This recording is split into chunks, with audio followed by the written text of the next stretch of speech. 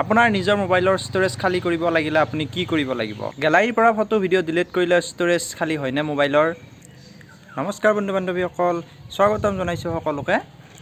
মই জনাব ওলাইছোঁ ষ্ট'ৰেজ কেনেকৈ খালী কৰিব। মানে আমি ফেচবুক, ইউটিউবত সকলো ভিডিঅ' ফটো এইবোৰ দিওঁ, দি মোবাইলটো ফুল হৈ যায় আমাৰ। ফুল হৈ যোৱাৰ পিছত আমি ভাবোঁ গেলাৰীৰ পৰা ডিলিট কৰি দিওঁ। গেলাৰীৰ পৰা ডিলিট কৰিলে ষ্ট'ৰেজ খালী হয়নে? আমি ভাবোঁ গেলাৰীৰ পৰা ডিলিট কৰি দিলে ষ্ট'ৰেজ খালী হৈ যায়, কিন্তু নহয়। ৰিচাইকল ডিলেটৰ পৰা ডিলিট কৰিলেও ষ্ট'ৰেজ খালী নহয়। কেনেকৈ সম্পূৰ্ণ ষ্ট'ৰেজ খালী কৰিব লাগিব এই ভিডিঅ'টো চালে সম্পূৰ্ণ প্ৰচেছ গম পাব। মই বিশেষকৈ ফেচবুকত বহুত ভিডিঅ' ফটো আপলোড কৰি থকা যায় কাৰণে ফেচবুকটোৰ পৰা দেখুৱাই দিছোঁ আপোনালোকে কেনেকৈ ষ্ট'ৰেজ খালী কৰিব। আপোনাৰ কোনো ফেচবুক একাউণ্টত ইফেক্ট নহয়, একো নহয়, গতিকে আপুনি ভিডিঅ'টো শেষ কৰি চাব। গতিকে মই আপোনালোকক দেখুৱাই দিওঁ এই স্ক্ৰীনত ষ্টেপ বাই ষ্টেপ।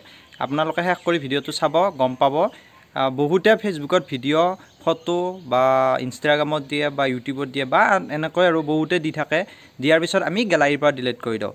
গেলাৰীৰ পৰা ডিলিট কৰি দিলে কি হয়, আমি ভাবোঁ ষ্ট'ৰেজ খালী হৈ গ'ল। নহয়, কিন্তু আপোনাৰ ষ্ট'ৰেজটো এই এপছটোত খায়ে থাকে। কেনেকৈ আপুনি খালী কৰিব এইটো মই আপোনালোকক সম্পূৰ্ণ প্ৰচেছ দেখুৱাই আছোঁ, চাওক এই ভিডিঅ'টো। আপোনালোকক মই প্ৰথমে মোৰ ষ্ট'ৰেজটো দেখুৱাই দিছোঁ। ফাইল মেনেজাৰ অ'পেন কৰিব বা আপোনালোকে ছেটিংছতো চাব পাৰে ষ্ট'ৰেজ। মই বাৰু ফাইল মেনেজাৰ অন কৰি দেখুৱাইছোঁ। ইয়াতে এই বটনটোত চাওক, মোৰ প্ৰায় 99% ষ্ট'ৰেজ ফুল হৈ আছে। 117 GB কিবা নায়েই আৰু খালি প্ৰায় 99। ইয়াতে এইবিলাক আপোনালোকে চাব পাৰে। ছিষ্টেমে কিমান খাই আছে, system, document, app, video', photo এইবিলাকে কিমান খাই আছে সকলোখিনি চাই ল'ব। তাতে ক্লিক কৰি দিলে হৈ যাব ষ্ট'ৰেজটোত। মোৰ 99%। এতিয়া মই আপোনালোকক ষ্ট'ৰেজ সম্পূৰ্ণ খালী কৰি দেখুৱাই আছোঁ, চাব। মই যিহেতু ফেচবুকটো প্ৰথমতে দেখুৱাওঁ, আপোনালোকে ফেচবুকটো এনেকৈ ক্লিক কৰি ধৰিব। এপ ইনফো বা কাৰোবাৰ তাত আইৰ নিচিনা এটা যিটো আই বটন আছে এইটো ক্লিক কৰিব। ফেচবুকটো অন কৰিব, মানে আই বটনটো অন ক্লিক কৰিলে আপুনি চাওক মোৰ ষ্ট'ৰেজ ফেচবুকে খাই আছে 24 GB, ডাটা ইউজেজ হৈছে 10 GB। এইটো চাওক, আমি ভিডিঅ' ফটো আপলোড কৰাৰ ফলত কিমান যিমানবিলাক বস্তু হেৰি হয় আপলোড কৰোঁ চব ইয়াতে থাকে। আমি ভাবোঁ গেলাৰীৰ পৰা ডিলিট কৰি দিলে এইটো নোহোৱা হৈ যায়, কিন্তু নহয়। এতিয়া ইয়াৰ পৰা খালী কৰিব লাগিব। চাওক, ক্লিয়াৰ কেটছ কৰিব পাৰে, কোনো প্ৰব্লেম নাই, একো নহয়। আপোনালোকে ক্লিয়াৰ অল ডাটা নকৰিব। ক্লিয়াৰ অল ডাটা এইকাৰণে নকৰিব, কিছুমান ক্ষেত্ৰত ক্লিয়াৰ অল ডাটা কৰিলে এপৰ ডিটেইলবিলাক নোহোৱা হৈ যায়। গতিকে ক্লিয়াৰ অল ডাটা কৰিলে কিবা কাৰণত প্ৰব্লেম হৈ যাব পাৰে, গতিকে আপোনালোকে ক্লিয়াৰ অল ডাটা নকৰিব। আপোনালোকে কি কৰিব, ফেচবুকটো আনইনষ্টল কৰিব লাগিব। ক্লিক কৰি ধৰিব, এপ ইনফোত যাব বা কিছুমানৰ তাৰ ওপৰতে আহে ডাইৰেক্ট আনইনষ্টল বুলি। আনইনষ্টলত যায়, আনইনষ্টল নাও কৰি দিব। আনইনষ্টল কৰি দিলে আপোনালোকৰ ফেচবুকটো নোহোৱা হৈ যাব। ফেচবুকটো নোহোৱা হৈ যাব। ঠিক আছে, নোহোৱা হৈ গ'ল। এতিয়া আপোনালোকে চব কাটি দি প্লে ষ্ট'ৰলৈ যাব। আকৌ প্লে ষ্ট'ৰ অন কৰিব বা মই আকৌ ফাইল মেনেজাৰটো দেখুৱাই দিছোঁ আপোনালোকক, চাওক। এতিয়া চাব মোৰ কিমান পাৰ্চেণ্ট, 79, প্ৰায় 20% খালী হৈ গ'ল। 93 গড়ে 24 GB 25 GB মোৰ খালী হৈ গ'ল, 79%লৈ আহি গ'ল। এতিয়া আপোনালোকে আকৌ ফেচবুকটো কেনেকৈ আনিব, প্লে ষ্ট'ৰ অন কৰিব। প্লে ষ্ট'ৰত আপোনালোকে চাৰ্চ কৰিব ফেচবুক।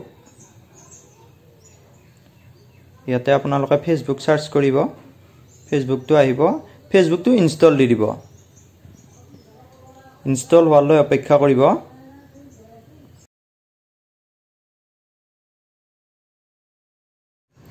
মোৰ ইনষ্টল হৈ গ'ল। এতিয়া অ'পেন, ইয়াতে আপোনালোকে তলত অ'পেন যিটো অপশ্যন আছে অ'পেনত ক্লিক কৰিব বা ডাইৰেক্ট ফেচবুক কাটি দি আপোনালোকে এপছটো অন কৰিব পাৰে। ফেচবুক অ'পেন কৰিব, লগ খুলিব।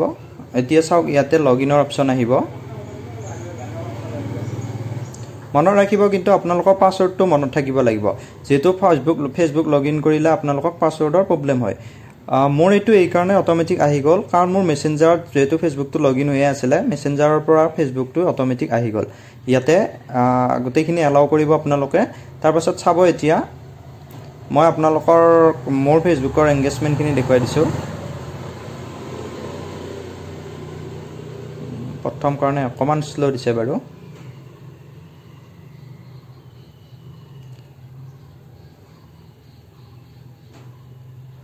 চাব, মোৰ এইখিনি আছিলে ফলোৱাৰ্ছ ঠিকে আছে। ইনচাইটত চাব পাৰে আপোনালোকে, ইনচাইট মানে প্ৰফেশ্যনেল ডেছবৰ্ডত চাব।